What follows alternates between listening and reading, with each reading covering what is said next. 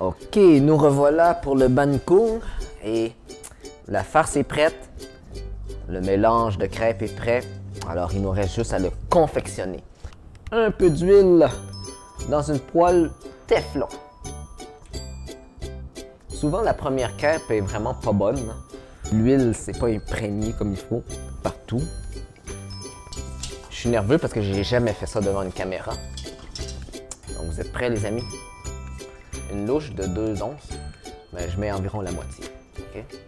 Donc, oh, elle n'est pas très chaude la poêle, ça fait rien. Donc, ce qu'il faut faire, c'est bien étaler. Et ensuite, on couvre tout de suite. Et ça prend environ 30 secondes à 1 minute à cuire à la vapeur. Donc, il faut vraiment un couvercle qui est bien adapté à la poêle. OK, donc c'est prêt. On ouvre. On fait ça. Et voilà. Un peu de mélange.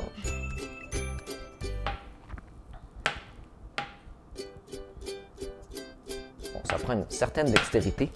Surtout quand la poêle n'est pas encore très chaude. Je l'étale un petit peu. Bon, même pas. Elle est comme presque parfaitement ronde.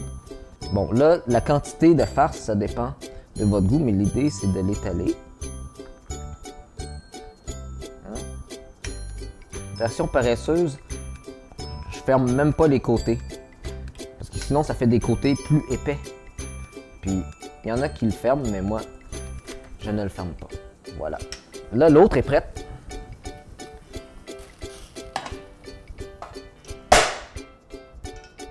Il faut donner un bon coup, là, quand on fait tomber la crêpe.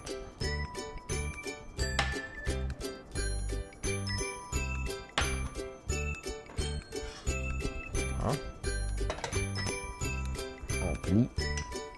Voilà. Vraiment, là, je veux pas me vanter, mais le mélange est juste parfait pour avoir une texture pas trop épaisse, parce que c'est pas bon quand c'est vraiment trop épais, là. Voilà.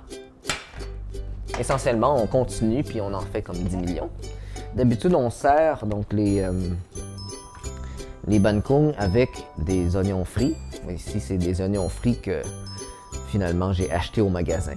J'ai un peu cheaté là. Si vous voulez avoir l'air que vous les avez vraiment fait, achetez-les au magasin. Ensuite, mettez un peu d'huile dans une poêle, puis faites revenir vite. Alors, vous vous économisez toute la friture, puis la senteur dans la maison, tout ça, puis vous avez l'air d'avoir fait vraiment vos échalotes frites. J'ai jamais dit ça. Saucisse vietnamienne, je l'ai faite. On sert ça avec de la coriandre d'habitude. J'en ai pas. Mais ce que j'ai, c'est du rau ram. Rau ram, c'est une herbe qui a une senteur particulière. Et puis qu'on met souvent avec du bœuf. Souvent, on met des fèves germées, puis des juliennes très minces de concombre. J'aime pas trop les fèves germées.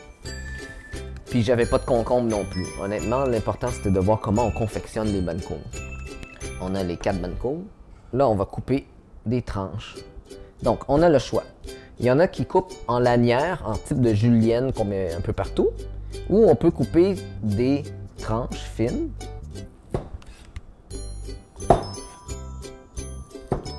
Comme ça, qu'on peut placer sur le côté. Moi, j'ai vraiment de la misère à pas... Vouloir les manger?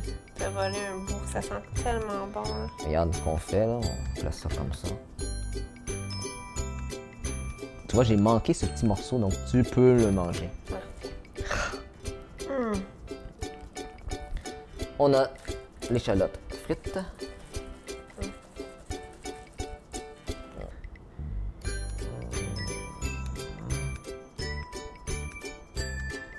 On ajoute une sauce poisson. Je vais goûter. Ouais, c'est bon. Puis là, on va prendre des photos de ça avant de déguster. Qu'est-ce que t'en penses, mon amour? Oui, on va faire ça parce que sinon, il n'en restera plus pour la photo. Donc, voilà le banh-cong.